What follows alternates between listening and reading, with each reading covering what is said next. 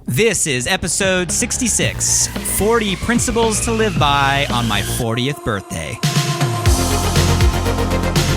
Welcome to Alive by Design. My name is Blake Mallen, and we're here to bring you inspiring people, principles, and practices to help you wake up, move toward your meant to, and feel fully alive. Open your mind and let's dive in. Hey guys, before you listen to the podcast, I just wanted to say I really appreciate you being here. If you want to catch these episodes happening live, where you often can ask real-time questions or maybe even get featured on the show, make sure we're connected on Instagram at Blake Mallen and on my Facebook page, facebook.com/BlakeMallen.page, as I'd love to see you there. Love you guys. Stay safe, stay healthy, stay sane, and enjoy the episode. Hello, everybody. Blake here inside my home office today, and it is February 2nd. And February 2nd, for me, is a very special day. And I know some of you are thinking, Blake, it's Groundhog's Day. Groundhog's Day isn't all that cool. Yes, it is Groundhog's Day. For those of you guys familiar with the superstition that if the groundhog pops out of his hole today and sees his shadow, we got 6 more months of winter. But if he doesn't see his shadow, we got an early spring. It is Groundhog's Day, but that's not why it's a special day for me. February 2nd, 1981 was the day that I was born. So yes, everybody, today is my birthday. And for those of you that are quick at math, 1981 to here we are, 2021 means yes, today is the big 40 for me. So celebrating my 40th birthday today. And I just want to thank all of you out there who have sent messages or posts or hit me on my Instagram or Facebook. I am one of those individuals that does actually take the time on my birthday to read all of the messages and read all of the comments. And I just want to say, I love you all. Thank you all for the support. Everyone who watches this or hears this, that at any point over my 40 years, whether it was a single moment, whether it was, months, whether it was years, whether we're still in touch or not currently in touch, I just want to take a moment on my birthday here, turning 40, and say thank you for being a part of my timeline, my lifeline to date. And I appreciate all of you for being together on this amazing, amazing journey. So for those of you that are looking to say, Blake, it's your birthday, what can I do to celebrate? I'll put in my gift request right now. So I'm a big collector of moments and memories. We're going to talk a little bit about that in a special conversation today. But for those of you that do feel compelled and want to celebrate with me today or take a moment and do something that'll put a smile on my face, all I'll ask is, hey, share a memory, share a moment, post a photo, post a comment, and maybe the first thing that comes to mind, share a memory we experienced together. Give me a tag in the post or the story, and would love to go through that at the end of my birthday. And I would appreciate that. So there's my gift request for those of you guys that feel so compelled. And I look forward to seeing a collection of moments and memories and experiences from all of you who end up watching or listening to this conversation. And we're going to have a special conversation today. I know it's going to be something that is emotional for me and something that I'm excited to share with you all. It took a little bit of work, some internal reflection to put together today's conversation. And I just felt, compelled and inspired to come today on my 40th birthday and share a special episode. And, we'll get to that in a minute. So 40, it's interesting. I got invited by one of my close friends and close mentors a couple of days ago over to dinner at his place. And he wanted to do a little pre-birthday celebration. And it was awesome. The very, very COVID conscious. I walked in and they had a setup outside in their backyard of 2 tables where Karis and I could sit on one and Eliyahu and his amazing wife, Debbie, could sit at the other. And we had a little fire pit in the middle and they served this amazing home cooked dinner. And we had just an awesome conversation. And then they surprised me with kind of a birthday cake. And, we got into one of those conversations. And this is someone that I go to a lot for, personal and professional advice, someone I respect a lot in terms of the perspective he's able to give through the experience he's had in his journey. And so I asked him, obviously, going up on my 40th birthday, I said, how do you look at turning 40? I look at my life in kind of decades at a time. I don't know if any of you watching or listening to this kind of chunk your life in, like the first 10 years or the first 20 years or the first 30 years.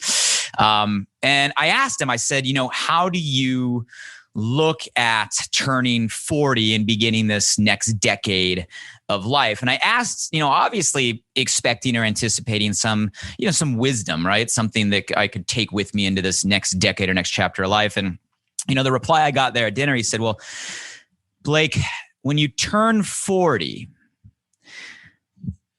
you begin aging. And that was it. That was the advice. I immediately, after the pause, waiting for more, started laughing, as did my wife. And I said, yes, thank you for that extreme wisdom. Makes me feel amazing on my 40th birthday. I thought it was a great kickoff. And truth, right? Truth for those of you that have turned the page into your 40s. This morning, I got up and, went to the restroom and was turning toward the toilet paper to grab the toilet paper. And I look at the toilet paper, and the toilet paper is an entire roll that says, "Holy," with the poop emoji, "you're turning 40. The entire roll. So that was the way I woke up this morning. Thank you, babe. I appreciate all you do. And so needless to say, it's been fun leading up until this moment. But with all kind of jokes aside, I do firmly believe that age is an attitude. I believe age is an energy.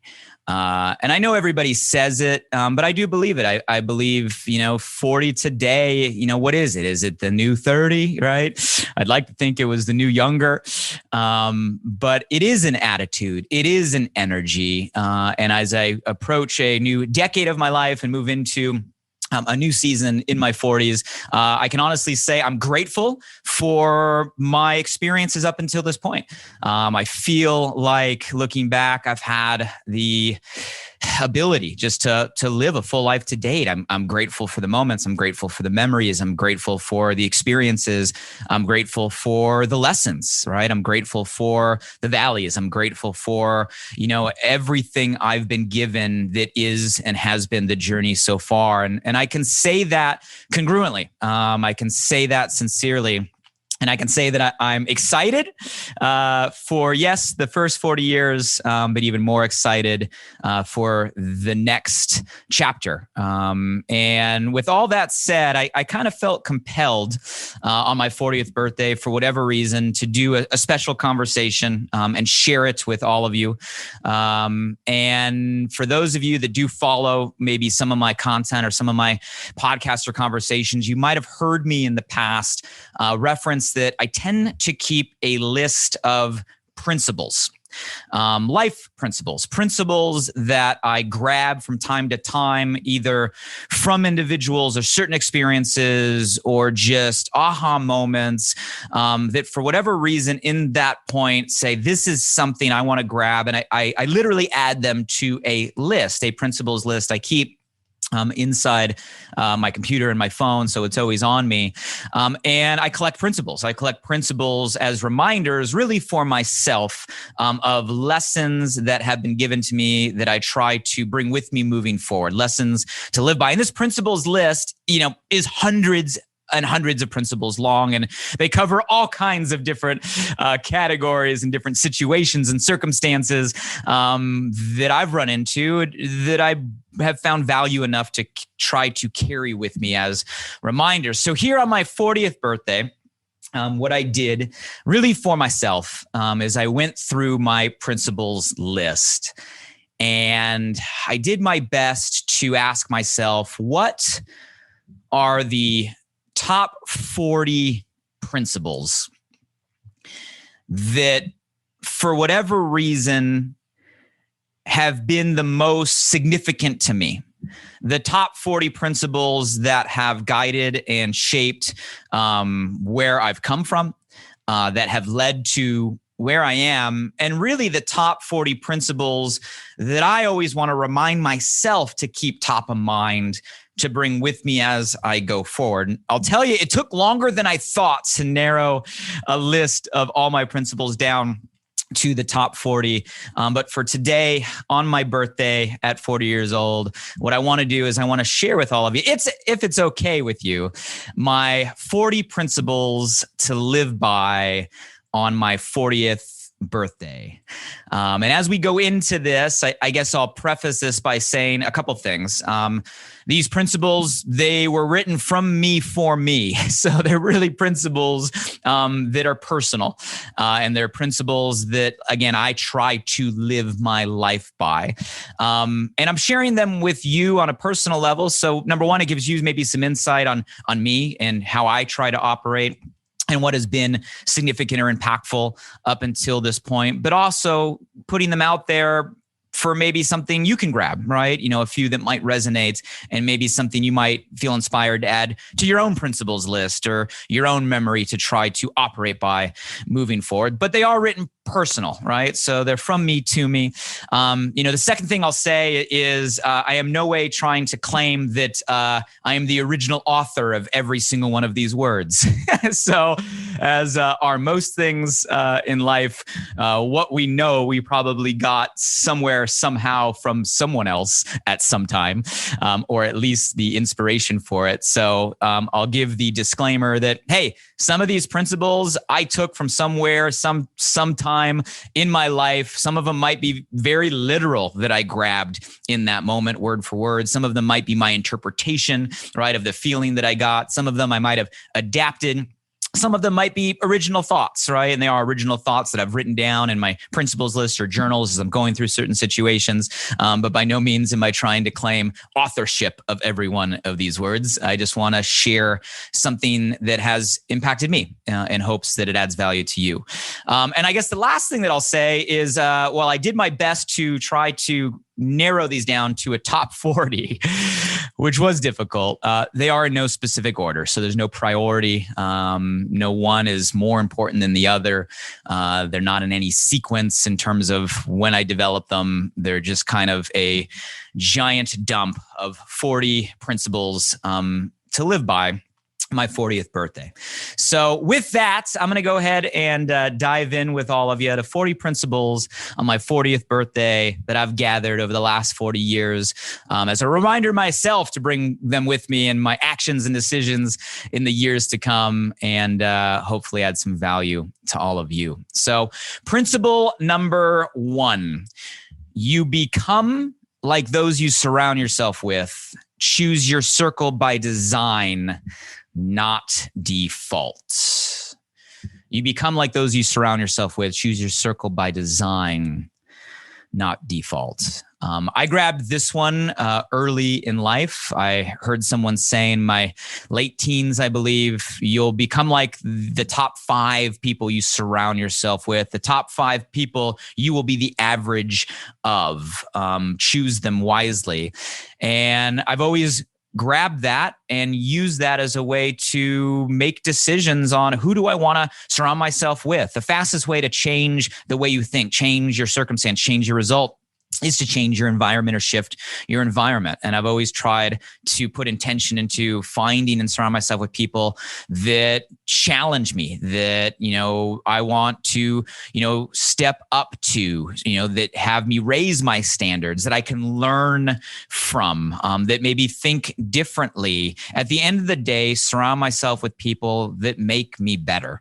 And that's something that I've tried to do most of my life, and something I want to continue to do moving forward, because the reality is, if we don't put intention into our environment, then we're stuck with a circle by default. The people that are default in our life because of situations or family or school or work, when I do believe our relationship should be by design. So you become like those you surround yourself with. Choose your circle by design, not by default. Next principle. Thoughts are things. What you think about, you bring about. And I really believe that, right? Our thoughts have power, and what we do think about, we do bring about. Now, I've spent a lot of time on this principle trying to understand kind of both sides of the coin. I've spent a lot of time digging into the neurology, right, or the science of why this works this way. And I believe in the science. I believe in the concept of our RAS, or our reticular activating system, as our master filter, and how we narrow down our information or perspective based on past-based references. So our references determine our filter, determine our experience. And I believe in all of that, but I also, put simply, just believe in, the secret, if you will, for those of you familiar with the movie or the book, right? The law of attraction, just the spiritual outlook, that there's something about the energy of the frequency of thoughts, right, that create a magnetism or an attraction. Whatever your belief system, the analytical view or the spiritual view, thoughts are things. And I really believe that they have power. I really believe we do have a manifestation muscle.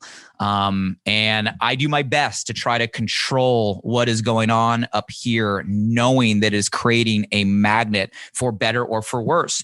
You think negative, you attract negative, right? You think positive, you attract positive. You keep your energy focused on a vision, right? A direction. You will get pulled right in that direction. I believe all of that. And it's a principle that I try to live by. Thoughts are things. So remember, what you think about, you do bring about.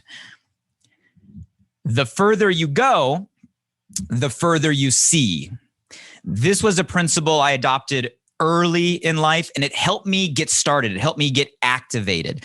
The further you go, the further you see means we don't need to see the whole staircase, right? As Martin Luther King once said, we only need to be able to see the first step and have faith that there is, right, the top of the staircase. And this belief has powered me through a lot. This belief helps me get started, get activated, knowing and having faith that there is a future, there is a vision, there is a possibility, but not having to have the need or certainty to know exactly how I'm going to get there, right? Knowing the further we go, the further we will see, meaning you take the step, all of a sudden you can see the next. You take the next step, you can see a little bit further. And all of a sudden, if you just keep moving forward, your vision starts to expand of really what is possible.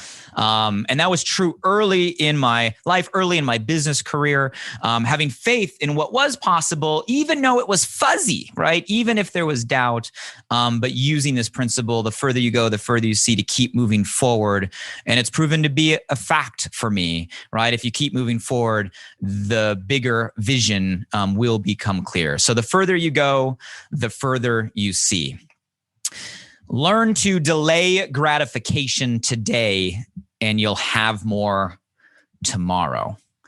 Delayed gratification has been huge, and something that I was fortunate to learn growing up. I think this one for me, I learned, really as a consequence of my parents and the way that I was raised. Like, I remember growing up where I had to finish my schoolwork before I could go out and play, right? I had to get certain things done before I could do the things I thought were more fun. And that created a discipline early on to get first things first, right? To delay gratification. I call this the starburst theory or the starburst rule, because I remember, when my parents would take me to 7-Eleven down the street and get me a reward for maybe something that I did well, and I got to pick out one piece of candy. I do remember consciously, right, the decision of what candy am I going to pick out? Is it going to be the Snickers bar, right? Or is it going to be the Reese's Pieces? Or,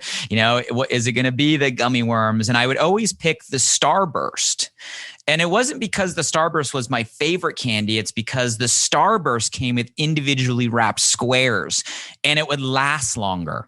So I knew if I did the Snickers bar, it'd be gone in a couple seconds, but the Starburst, right, would last a longer period of time. And it was something, as I look back, it's like I was teaching myself to delay gratification early in life. And that applied later in college, right? Being able to put off things that were distractions all over the place to focus on my entrepreneurial activities, focus on my work, and something I still hold on today. And I believe it's something that applies to everyone. Matter of fact, there is a really famous test, one of the more famous tests in psychology, called the marshmallow test. Have you guys heard of the marshmallow test? And it's a simple test done on children where they offer to give one marshmallow right now or two marshmallows if they wait a period of time. And that's it. And it's really a test on, is that child willing to delay the instant gratification of one marshmallow now to get double the gratification, right, a little bit later? And they find that the children that will wait for the two marshmallows and delay gratification tracked over time ultimately become more successful in what they do. So delayed gratification, learn to delay gratification today and you will have more tomorrow. Respect, but don't idolize. Those you look up to are people just like you. This is a big one. I think it's amazing to have people you look up to. We all do. People that we can learn from, people that we respect, people that excel, right? And we want to honor in things they're excellent at. And all of that is amazing. And we can learn a lot from modeling. I'm a big believer in modeling, but there's a difference between respecting or learning or modeling and idolizing. You guys, I don't believe in a guru mentality. I've never believed, someone, no matter who they are, what they've accomplished or what pedestal they are on or what title they've been given. I've never believed that they're an untouchable. I've never believed, right, that they're dramatically different than, say, you or I. I think at the end of the day, people are just people. We're all imperfect. We all have our idiosyncrasies. We all have our stuff. We all have our weaknesses. We all have moments where we break, right? We all have our imperfections. And it's okay to respect, learn, model, but never idolize or put someone so high up on a pedestal that you think they're any different than you. Matter of fact, the inverse. If it's possible for one, it's possible for others. If it's possible for them, it's possible for you. So I've always told myself, hey, I'm going to respect individuals. I'm going to learn, I'm going to model, but I'm never going to idolize, because at the end of the day, they're just people. There are only two categories: things you can control, things you can't control. Don't waste energy on the latter. So one that's easier said than done, as are many of these. But it's true. At the end of the day, everything, and I mean everything, doesn't matter the time, the situation, the circumstance, who's involved or what's involved, everything in that specific moment is either in a bucket you can control or the bucket you can't control. And we spend as individuals so much of our life, our energy, right, our focus on things that at the end of the day, we really can do nothing about. And this is something I remind myself constantly. If it's something I can't control, I'm going to do my best not to put energy, attention, focus, stress, anxiety, fear in that direction, because I can't control. And I'm going to focus the same energy, instead of going in a direction that can't create a shift, in the other bucket of things I can control. Now, I'll say that I probably take this to more of an extreme than most people, because this principle I do try to live by, and that nudges me to maybe disconnect from a lot of things that I don't feel like I can control. That sometimes means I'm out of the loop on what's going on in the world or on the news or on current events. And a lot of times my family and friends think I'm crazy because, I'm not more interested in some of the worldly events going on. And it's not a case of interest or if I care or don't care. Obviously, there's a lot of situations that I do care about. I'm interested in the effect and impact on myself, my family, our community, the world. But if it's not something that I can directly control or influence, I just don't understand the point. And I've found that, hey, life is finite, energy is finite. And if you put it in a direction of things you can control, you can do your part to make a difference. So I think that's a valuable lesson. And again, one that I apply probably more frequently than many of these. There are only two categories: things you can and things you can't. Don't waste energy on the latter. The greater the challenge, the greater the reward. The greater the challenge, the greater the reward. I know exactly when I made and adopted this principle into my mental operating system. It was early in my career where we were going through a season where it seemed like nothing was working the way that we wanted. Like every day would wake up and it was another catastrophe, a crisis, a fire, day after day after day after day, to the point where instead of getting stressed, I remember I would start to laugh and smile every time we woke up. It almost became the expectation of a challenge that day.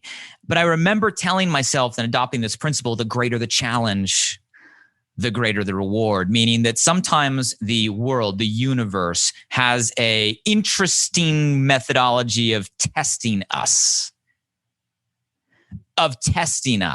testing our desire, our willingness, our fortitude, our resilience, our strength, to see if we deserve what's waiting on the other side. And I don't know about you, but in my life, when I have pushed through the moments of obstacle or moments of problems or moments of challenge, there has been a reward on the other side. Now, that reward might be instant or that reward might come later, but I believe there's always a reward for pushing through a challenge. And the greater the challenge you go through, the greater the reward on the other side. The problem is most people don't develop that understanding because they give up in the challenge and never realize the reward. So for me, I've adopted the belief, and I try to remind myself frequently, because challenges don't stop, right? Obstacles don't stop, right? Struggle is a part of what we do, right? They say you're either just coming out of a struggle, currently in the middle of a struggle, or a struggle's right around the corner. So is life. But that's normal. The problem is, for some reason, we think we're not supposed to have problems. You guys, problems are a part of life, but if we adopt a principle like this, the greater the challenge, the greater the reward, we get to challenge ourselves and then recognize the reward waiting on the other side. So the greater the challenge, the greater reward shifts a belief or a perspective on how we approach the challenges that, are inevitable in our journey. Your potential is not based on what you achieve, but what you overcome. So piggybacking that challenge mentality, when it comes to our potential, it's not based on your achievement, your result, some sort of metric or scoreboard. I believe our potential is based on what we've overcome. Now, this is important because we tend a lot of times, because of maybe the way we were brought up or the world that we live, to benchmark ourselves based on results, right? The scoreboard is a bank account number or a salary number, right? Or a sales target or, a result generated, some sort of scoreboard that if we're not playing up to the points that we think we're capable of, we feel less about ourselves. And you guys, let's be honest. Let's face it. In the game of life, we're going to have winning seasons and we're going to have losing seasons. Nobody wins every game all the time, every season for all of life. Nobody. It doesn't work that way. So if we're constantly tying our potential or our self-worth or value, our capacity to a result, that means we're going to be in fluctuation all the time. When in reality, our potential, my belief on this principle, it's tied to what we overcome. And if we're honest with ourselves, where did we learn more? I know I've learned more in my life based on overcoming than necessarily the result, right? Winning is fun, right? But overcoming is what teaches us, right, the lessons. They say leaders are forged in fire. They say that crisis, right, doesn't create character, it reveals character. Therefore, we build the muscle, right? We become better. We increase our potential or capability through what we overcome. So that's what I mean by your potential is not based on what you achieve, by what you overcome. Do all you can do, the best you can do, and have faith that whatever the outcome is what's best for you. This one recites in my head very frequently. Do all you can do, the best you can do, and then have faith that whatever the outcome is what's best for you. And I mean each and every one of those literally. Do all you can do. In any situation, do all you can do. Do the best you can do, right? You can do all you can do, which is a level of effort. You can do the best you can do, which is a level of quality or intention. And all you can do and the best you can do is all you can do. You can't do any more than that. But I'll say all you can do, if you do it the best you can do, is not only all you can do, but it will be enough. It will always be enough. But obviously the catch is only you know if you're really truly doing all you can do. Only you know if you're really truly doing the best you can do. And I ask myself this all the time. Am I doing all I can do? Am I doing it the best I can do? If I'm not, then I ask myself, well, how do I do all I can do? And how can I do the best I can do? And I use that to try to give my best effort, right? And my best quality. And I'm not saying I'm perfect every time. No, I catch myself, but the principle helps me adjust and move forward, helps me, right, progress. But that last line is important because once you do all you can do and the best you can do, you got to let go. You got to let go. When I say let go of what happens from there. Let go of the outcome. Let go of the result. You don't have control over the outcome. You just have control over doing all you can do, the best you can do. Then you got to let go and have faith that whatever the outcome, it's what's best for you. And sometimes that outcome might be what you wanted, might be what you were working toward. Awesome. It was meant to be. That's best for you. But sometimes the outcome, even when we do all we can do and the best we can do, is not the outcome that we thought we wanted. But it's the understanding that might be the outcome that we needed. Even if we don't like it in the moment, we might realize that later. So this principle, guys, is also one of faith, right? Do all you can do, the best you can do, then have faith that whatever the outcome is what's best for you. Life's too short to waste it with those who don't love, value, or respect you. This gets into relationships on all levels, whether it be, significant others, whether it be friends or working relationships, partnerships, people within your circles. Guys, life is too short to waste it with those who don't love, value, or respect you. I think all of us at some point in our life, given the circumstances we're in, what we go through, we all of a sudden realize we found ourselves in relationships that are toxic. Toxic by the means that they limit us. They put a box around us. They dampen our light. They don't make us better. And I'm not here to judge. It's not about the person being a bad person. You guys, this isn't one of judgment. It's one of reflection on I, right? All of us have to be responsible for who we allow in those circles. And if we have people that are toxic, that don't come from a place of love, right? Aren't valued, don't respect you. Life's too short. You're too valuable.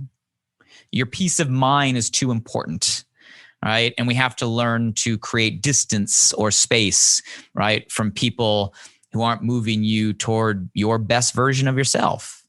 A hard one, but an important principle I've found when it comes in life. Stay in your strength zone. This is an important one. For those of you guys that, again, follow me, you know that I tend to talk a lot on strengths. I'm a huge believer in a strengths-based development and a strengths-based focus of life. And it's so important to keep this principle top of mind because we have so much conditioning to the contra, right? We've been groomed through a school system, through a, career environment, through the world today and the expectations around us that we got to be great at everything, that if we have a weakness, we got to spend time to fix it. A lot of times we find ourselves comparing, right, something that we're not so great at to other people. And that makes us feel less, right, of who we are and our own abilities. When at the end of the day, we all have a strength zone. You have a strength zone. I have a strength zone. We all have been given natural, innate, God-given strengths and talents, things that we are good at, we excel at. We were given those for a reason, and we know what those are. We know what those are. And again, this is a reminder to myself, just as much as a principle I'm sharing with you, that we got to not focus on what was left out of us, but focus on what was left in. Focus on what we excel. Use our strengths, right, in our career, in how we contribute. And don't worry about the weaknesses and stop comparing, right, yourself in areas that you weren't even meant to be great at. We got to stay in our gift zone, stay in our strength zone when it comes to, what we do.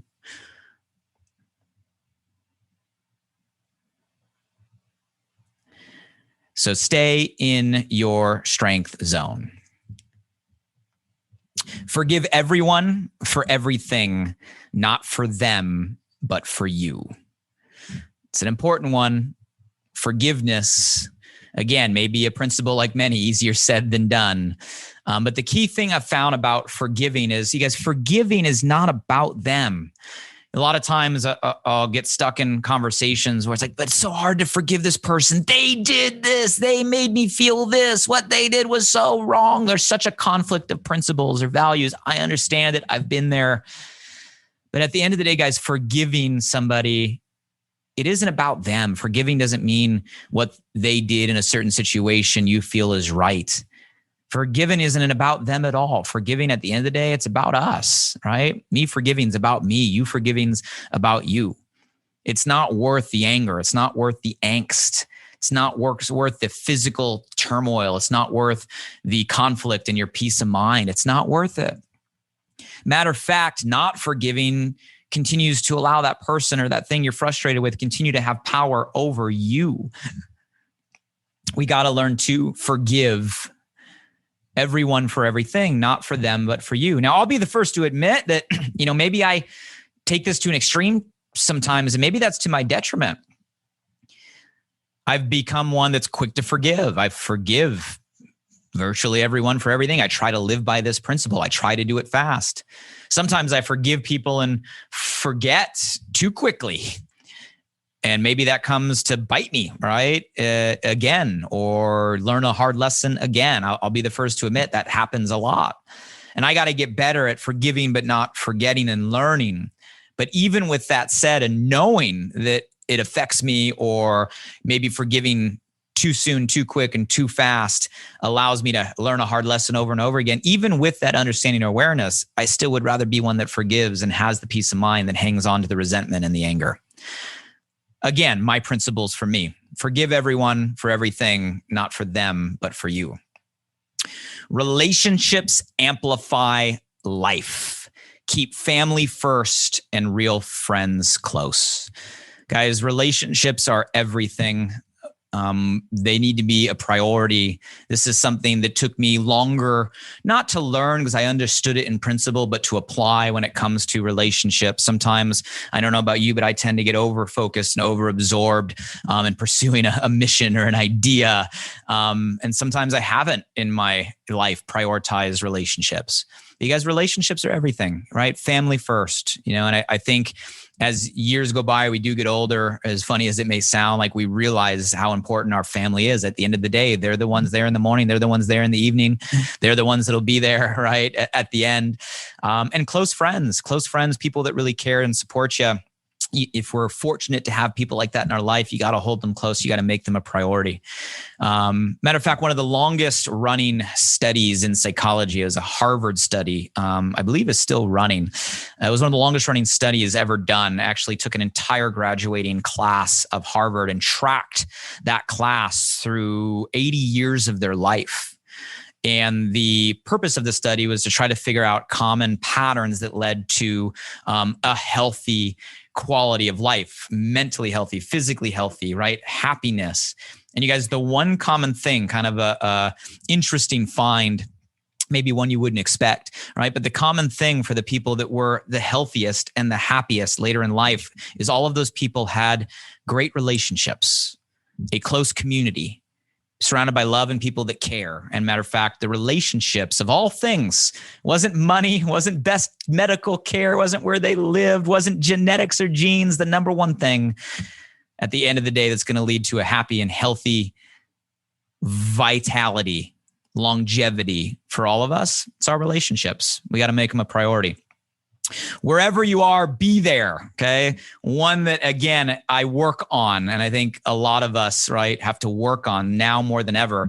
This is a principle of presence, right? Wherever you are, be there. If you're going to be there physically, be there mentally, be there emotionally. It's so difficult today, right? As we're all tied to our phones that can ring, ding, and notify 18 different ways every second. It's difficult, right, to actually be present where we are. I think we all have been in the situations or seen the situations where you got people having the ability for amazing connection in moments, but instead of being where they are, their minds and their focus is on their phone and alternative worlds. Guys, wherever you are, be there, right? And I think as we continue in this, direction of social media connectedness, I think this becomes more of a rule and an etiquette. We are in a strange time where we're more digitally connected than ever before, right? We can touch the world with a couple clicks, but it seems like we have a greater disconnection when it comes to our real relationships and our real presence. And we got to bring these together. So I remind myself, wherever you are, be there. Love your haters. They can be your action motivators. So love your haters. They can be your action motivators. Hey, at the end of the day, if you do something and become someone, you're going to have critics, right? The only way to not have a critic is to do nothing and be nothing. And at the end of the day, that's the truth. There's always going to be people that disagree. There's always going to be people, unfortunately, that try to take you down.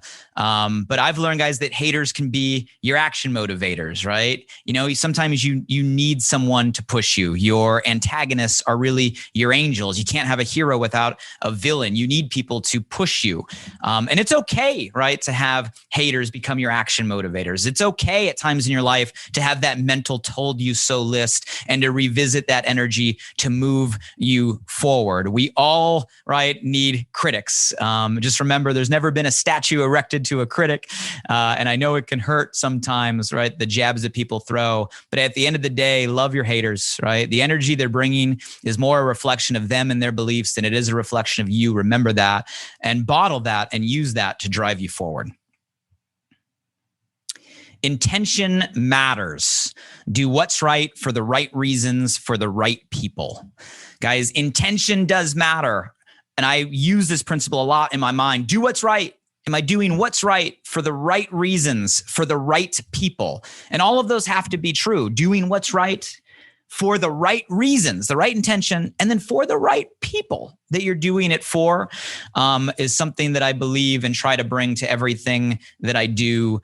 Intention does matter. And we should ask ourselves those questions in any situation. Not who's right, what's right? What's the right thing to do? Right? Am I doing this for the right reason? Something for the betterment of those involved, not the detriment of those involved. Am I doing it for the right people, right? The people that I really should be doing this for. I believe intention is everything.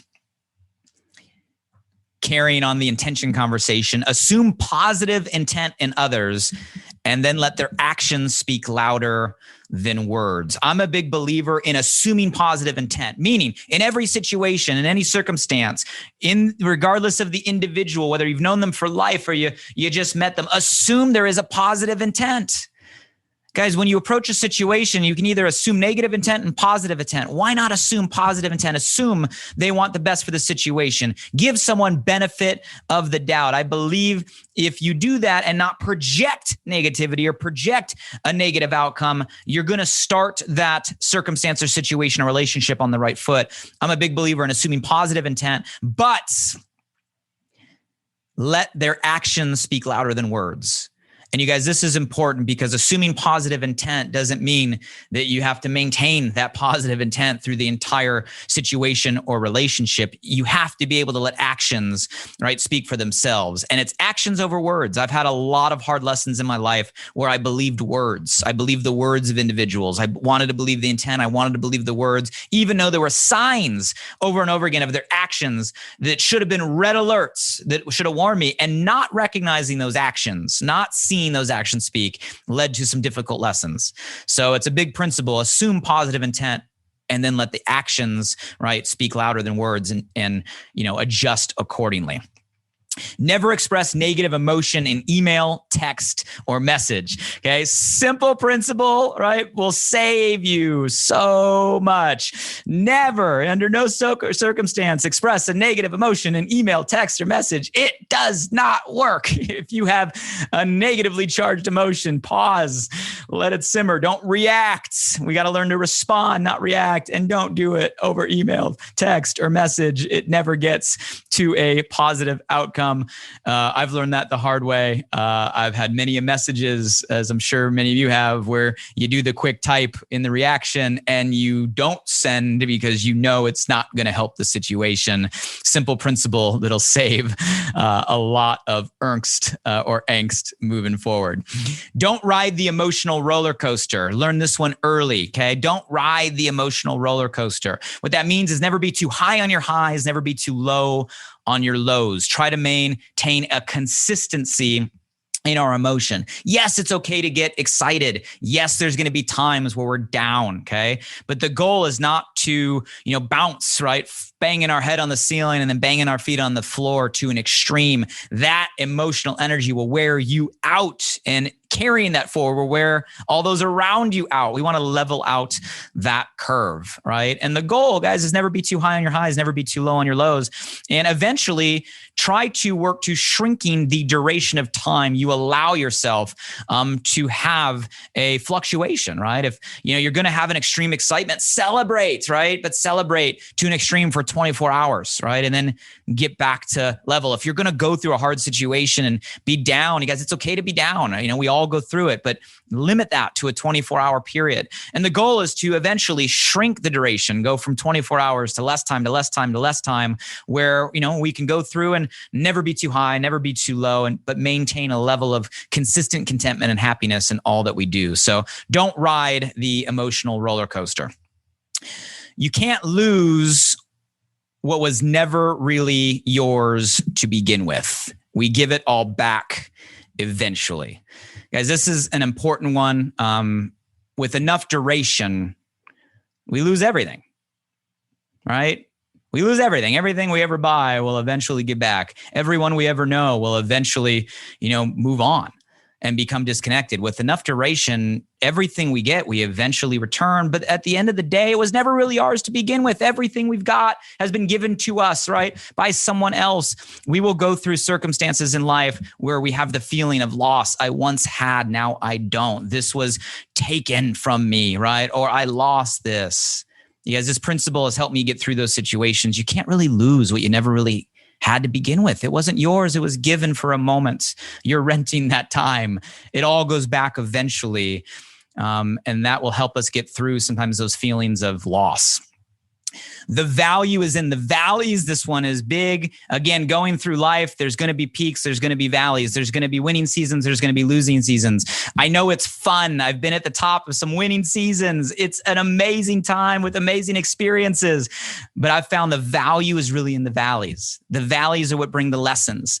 The valleys are what bring the character. The valleys are what increase resilience. The valleys are what give wisdom. The valleys are where you grow. The value is in the valleys, not the peaks.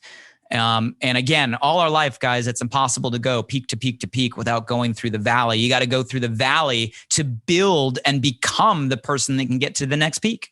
So value your time in the valleys. Give without expectation. We have giving energy and we have receiving energy.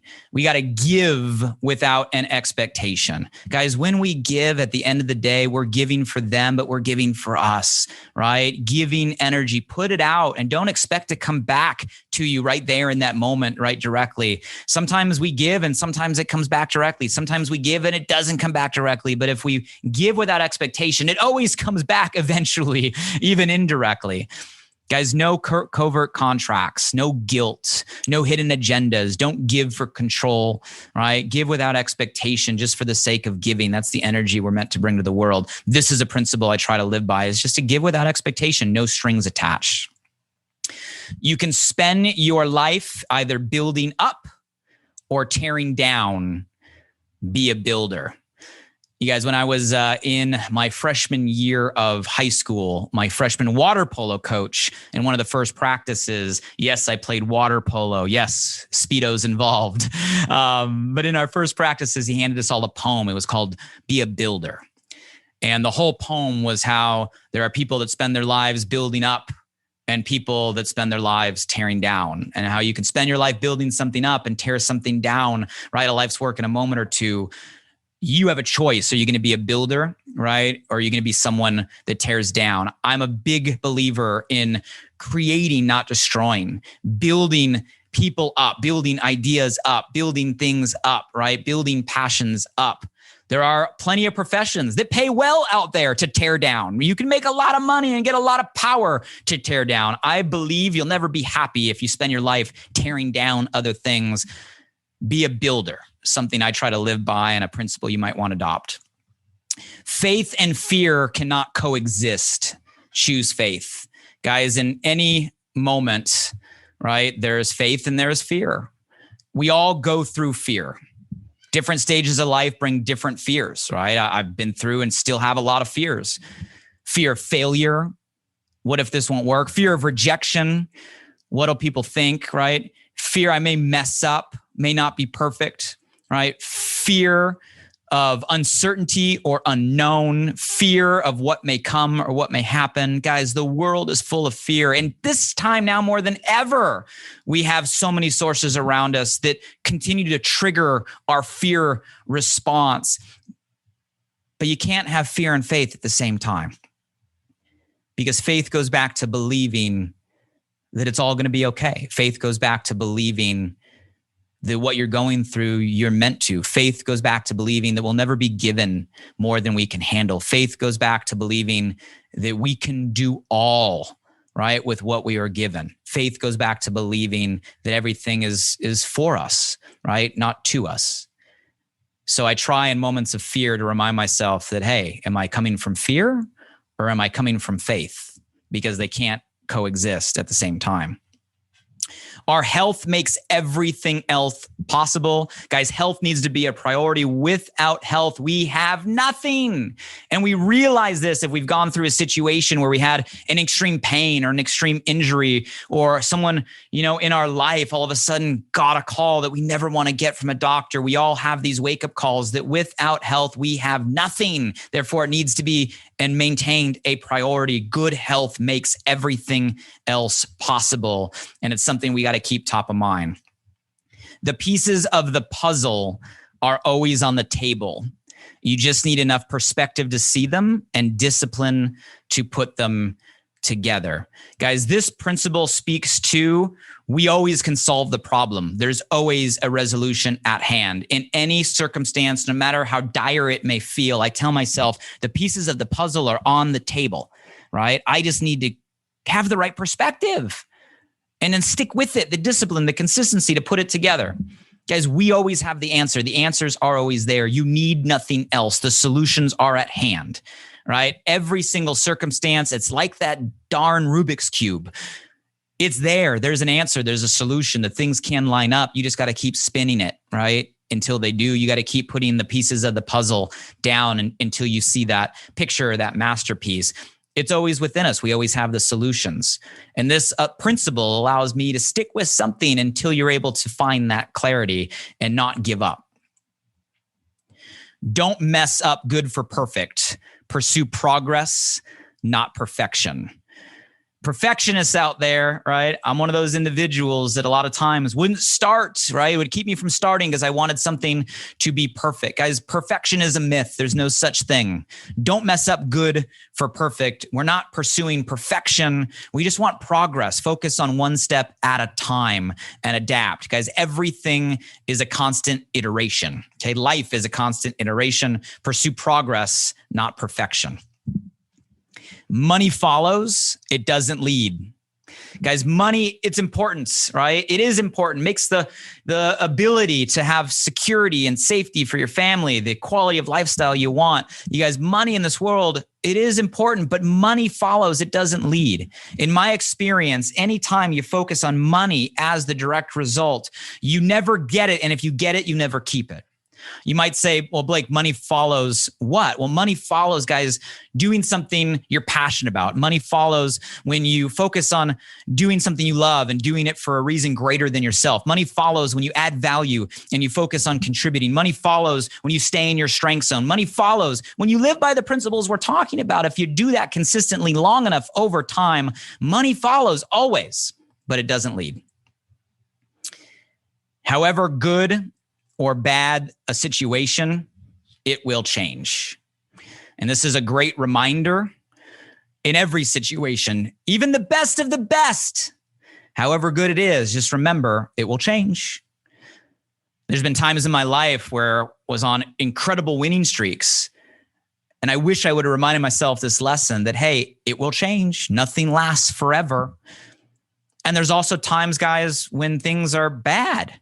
And it seems like it's going to be permanent or pervasive, and it never is, guys. It will change. However good or bad the situation is, it will change. And this principle reminds you to come from a place of gratitude and also gives you the resilience to keep going. You can't pour from an empty cup. Rejuvenate your mind, body, and spirit every day. Guys, valuing yourself is taking care of yourself. Took me a long time to realize that I need to make sure my cup is full. Taking time to rejuvenate, to operate at a level 10, even if operating at a level 10 is less time in a certain direction, operating at a level 10 for more focused time is better than operating at a level 6 all the time. You got to disconnect, right? To reconnect. We got to rejuvenate ourselves. You got to take care of yourself so you can take care of others. You can't give what you don't have, right? So make sure we take the time to rejuvenate, fill your cup, your mind, your body, your spirit every single day so that you have and can be all you can be when you are giving and trying to make an impact. You will never please everyone. Stop trying. This is for everybody out there like me that maybe always wants to make everybody happy, right? Always wants to please everybody, wants to stay away from confrontation. I've spent a lot of my life, right, trying to make everybody and do everything I can to get the best out of the situation. Eventually realizing, guys, that no matter what you do or who you are, you can never make everybody happy. And you know what? It's not your job to, it's not your role to. Stop killing yourself over it, okay? Stop trying. For all the people pleasers out there, those chasing acceptance, we got to remember that principle. You're never going to please everybody. Stop trying. Uncomfortable conversations can lead to positive outcomes. I don't know about you, but I've spent a lot of my life dreading certain conversations. But I've learned, having had to have a lot of uncomfortable conversations, whether it be in personal life or a lot in professional life, uncomfortable conversations often lead to positive outcomes. You got to shift that script. Uncomfortable conversations can be a great thing, and they are a necessity, right, to quality relationships, a necessity to success in career. And we can't be afraid of our uncomfortable conversations.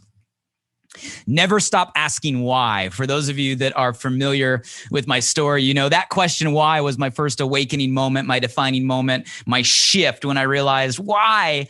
And I didn't have a good answer. Matter of fact, I realized in that moment, I was living a life of supposed to. You guys, why is a question we should never stop asking. Why is that happening? Why am I feeling this way? Why did I say that? Why did that happen? A childhood curiosity, right? My 5-year-old, my 2-year-old, right? They always are asking why. That is in us, guys, that curiosity. We should never stop asking why. That allows us to create an awareness, continue to advance our perspective, and not get stuck, right, in a certain script or routine. So maintain that curiosity, never stop asking why. Go see the world. The more of it you see, the more of it you'll want to see. Guys, it's a big world out there. I was fortunate that in my first part of life, my family, we did a lot locally. That we did a lot of camping and road trips, and it got me in love with going out and being active. And I was blessed to have my first international trip when I was around 19 years old, and went out to Europe. And I remember seeing this and realizing, wow, there's so much out there. And I fell in love with seeing the world and never stopped. And I realized the more of the world I see, the more I want to see. The more that I see, the bigger I realize it is. The more perspective, the more cultures, the more people. Guys, the world is a big place. Get out and see it, and know the more of it you see, the more of it you'll want to see. If you look over here to my right, you'll see the world map, and you probably can't see all the green pins, but I put a little pin every place that I've had the privilege of going, collecting the currency. And I plan on holding this principle through the rest of my life and putting a lot more green pins on that map. The world is a big place. We got to get out and see it. Spend money on experiences over things. The goal is to have a live list, not a bucket list. A passion principle for me, guys. Experiences are what we retain. Memories last longer. We buy things, they get old and tarnished and eventually, break away. But a good moment, a good memory is something that can last and retain a lifetime. They appreciate and value. The goal is not to get to the end and have a bucket list full of regrets, a list of woulda, shoulda, couldas. One of the largest regrets of the dying is they didn't go out and do the things and see the things they wanted to see. The goal is not a bucket list at all. The goal is to have a live list, a list of a life fully lived, moments and experiences. Create a live list, not a bucket list. The only way to lead is by example. And you guys, we're all leaders, right? We start by leading ourselves and leading our own life. And that gives us the right to become an example, to lead our family and people that rely on us and look up to us. And maybe some of you will step to a level of leadership where you're leading bigger groups of people, right, within your community, or even at a larger level, right? But there's only one way to lead, is by example. And I try to remind myself that way. Am I setting the right example for the people that are following my lead? Leadership is example. Our life is the sum of our daily habits.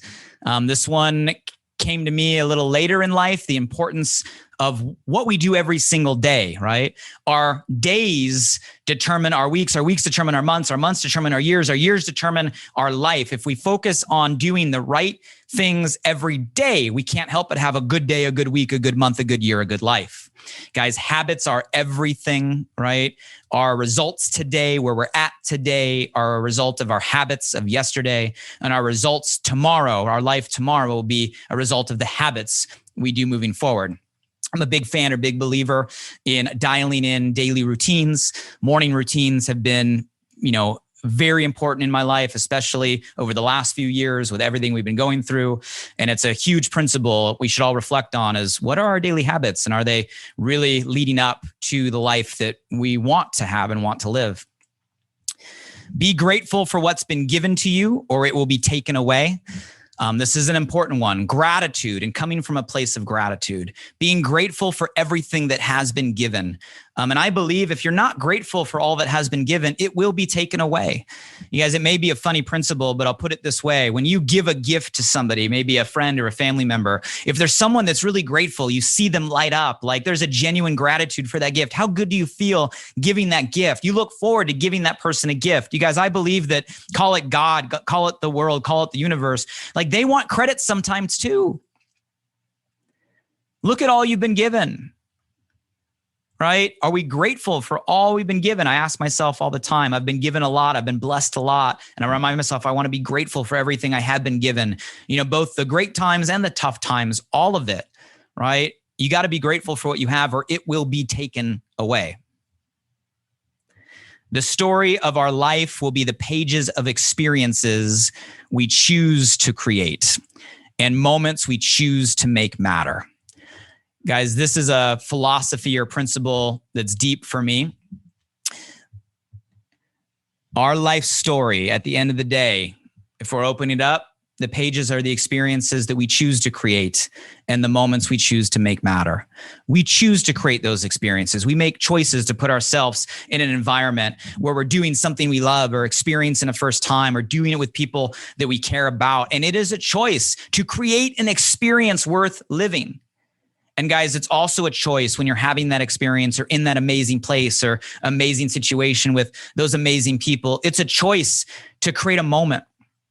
The difference between a minute and a minute goes by, a moment is remembered. At the end of the day, guys, all we're going to have is these collection of experiences and moments we choose to remember. Those memories are our timeline or are our lifeline. What story are we writing every single day?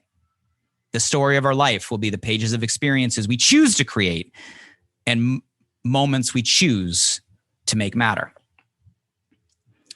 And the last one I'll share. Don't trade who you're meant to be, trying to be who everyone else says you're supposed to be. You are enough. You are enough. I am enough. All of us have been given certain gifts and talents, certain passions and potential for a reason. We're all unique in our own way. And the only thing we have to do is to be who we're meant to be, which is harder to do than it is to say, with so much around and so many people and systems and circumstances always trying to push us in a direction of who we're supposed to be, what we're supposed to do, how we're supposed to think, right? How it's supposed to work. Guys, at the end of the day, pursuing who everyone else thinks you're supposed to be is the only true way to deny yourself from ever really becoming who you're meant to be. You got to stop chasing supposed to do what you're meant to do and become who you're meant to be. And that's something I remind myself and something I'm passionate of reminding the world, because I truly do believe that all of us was created for a reason. And all of us has a meant to that we need to be pursuing. So this principle, take it as your own. Don't trade who you're meant to be, trying to be who everyone else says you're supposed to be. You are enough. So 40 principles on my 40th birthday, 40 principles that have been given to me at certain points in my life that I felt are important enough to write down and try to live by. And when I went through all my principles, the 40 principles that I believe have impacted me the most up until this point, and really this conversation was just as much for me as it was for hopefully all of you, as putting these top of mind as principles I want to take forward right into now my 40s as we go on. And I just want to say I appreciate everyone who is watching. If you're catching this live or you're listening on the podcast, thank you for being a part of my life. Thank you for being a part of my journey, however big, however small. I hope some of these principles allow you to give some insight into maybe how I operate and what's important to me. And hopefully maybe they've inspired you to take a few and make them your own, or maybe even craft your own list of principles you want to live by. It doesn't have to be your birthday to do the same. And as we round out, guys, thank you for the extended time today. Thank you for allowing me to share principles that are important to me. I hope they have added value to you. And I know this conversation has added value to me as I remind myself on my birthday going forward of principles that I'm going to strive to continue to live by. Look forward to reading your comments. Look forward to the messages. Look forward to the posts. Look forward to the reviews. And thank you, everybody, for all the birthday wishes. And hope you enjoyed these 40 principles to live by on my 40th birthday. Thanks, everybody. Hey guys, one last thing. I'm super excited that this new podcast, Alive by Design, just went live. You see, I designed the show to bring you inspired thoughts and fascinating conversations with the world's most impactful people, to provide transformative principles and practices to help you wake up, move toward your meant to, and feel fully alive. And I'd love for you to help me spread the word now. Simply subscribe, rate, and review the podcast on this platform right now. So if I've ever given you value, please do me this personal favor and go subscribe now. And if you found today's episode helpful in any way, make sure you share this with at least one friend today. You have the power right now to change someone's day. So send them a text message with a link to alivebydesign.com, or simply copy and paste the link right from this podcast platform. Who's one person you know right now that you want to see succeed, that you want to see grow, that you want to see feel more alive? Shoot them a text with your largest takeaway from today and be a light in their day. And if you were referred here by a friend, make sure you shoot them a text back and say thank you. I'd love to hear from you directly on what you got from today's podcast. So if you're up for it, drop by my Instagram @BlakeMallen and shoot me a DM. And as always, thank you for showing up. I'm grateful for you, and I hope our time together today in some small way helped you feel a little more alive. Until next time.